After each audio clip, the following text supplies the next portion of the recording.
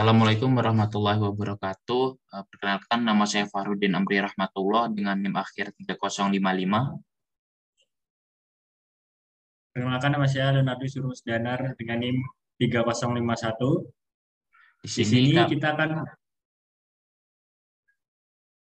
di sini kita akan menjelaskan laporan algoritma tentang garis asiklik yang dan tidak berpotongan.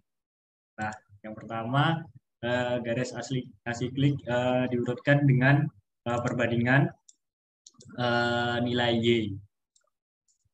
Nah, di sini misalkan saya mempunyai beberapa titik.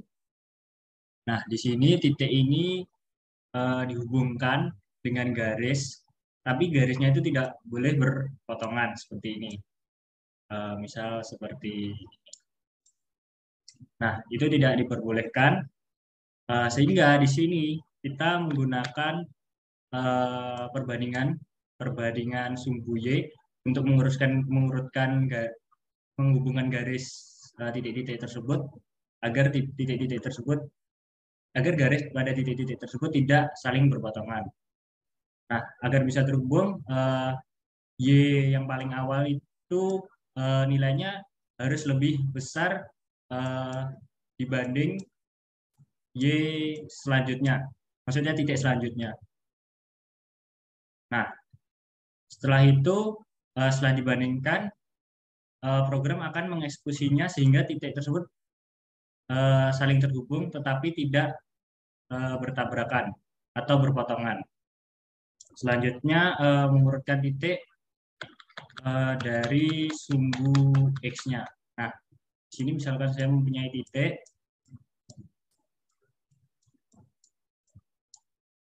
Nah, di sini titik-titik ini ada tiga titik yang sejajar. Nah, jika kita hanya mengurutkan titik tersebut dengan membandingkan sumbu Y, mana yang lebih besar, titik tersebut, misal titik tersebut jatuhnya di titik tengah, lalu dihubungkan ke titik sebelah kirinya, lalu dihubungkan titik sebelah kanannya, hal itu akan menimbulkan perpotongan garis dan itu tidak diperbolehkan. Oleh karena itu, eh, kita harus membandingkan sumbu X-nya juga. Sehingga yang pertama kita membandingkan sumbu Y-nya, sumbu Y yang terbesar, lalu yang terkecil. Lalu habis itu kita membandingkan sumbu X-nya yang terlebih besar dahulu. Sehingga jika sumbu X-nya yang dibandingkan terlebih besar dahulu, maka garis tersebut akan jatuh di titik yang sebelah kanannya. Karena sumbu X semakin ke kanan semakin besar. Lalu akan ke sebelah kiri,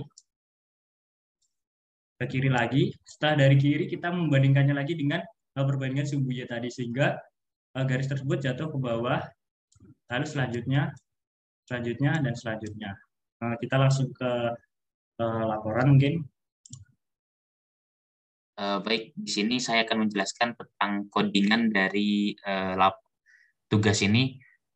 Yang pertama, eh, kita mengimpor modul untuk GUI-nya. Nah, di sini kita menggunakan import painter, lalu kita bisa membuat atau mengatur panjang dan lebar dari kanvas yang kita inginkan. Di sini kita menggunakan height 1000 dan width-nya 1000. Lalu yang terakhir itu digambar membuat Windows dan kanvasnya, itu CNV-nya itu. Lalu yang nomor dua, kita memasukkan inputan yang bisa diinput oleh user. Nah, lalu ada juga masukkan input yang berupa string. Setelah itu kita split mana yang akan mereturn list, yang indeks 0 dan indeks 1. Dikarenakan tipe datanya masih berbentuk string, maka kita harus merubahnya ke dalam bentuk integer. Kemudian kita membuat ovalnya dan yang terakhir adalah loop untuk titik.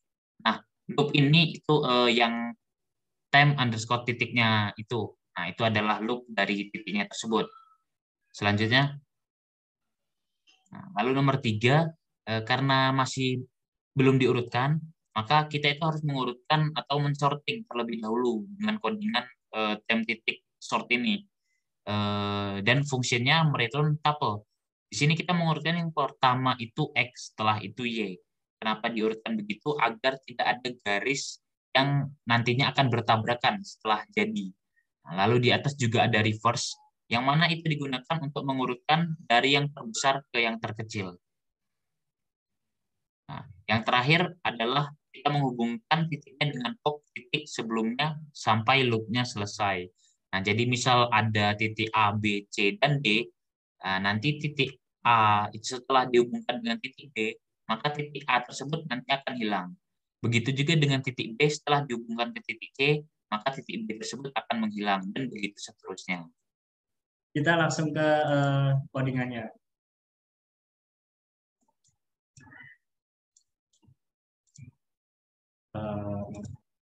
Kita langsung run saja, karena tadi sudah. Kita mengambil ke test case pertama mungkin.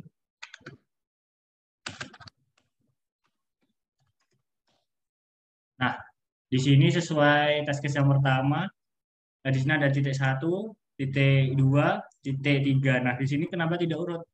Karena di sini kita mengambil titik yang paling atas terlebih dahulu, yang paling besar Y-nya.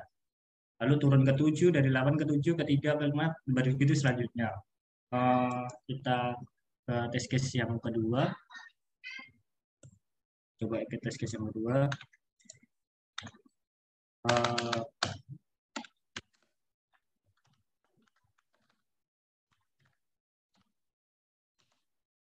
Nah, di sini tidak jauh berbeda dari test case yang pertama. Di sini dipilih dari nilai Y yang terbesar dulu, terus ke yang terkecil, begitu ke selanjutnya. Nah, seperti yang dilihat pada gambar, dari titik ke 23, ke 24, titik 2, ke 16, ke 6, lalu dan selanjutnya. Nah, mungkin sekian presentasi dari kelompok kami. Bila ada salah kata, mohon maaf. Wassalamualaikum warahmatullahi wabarakatuh.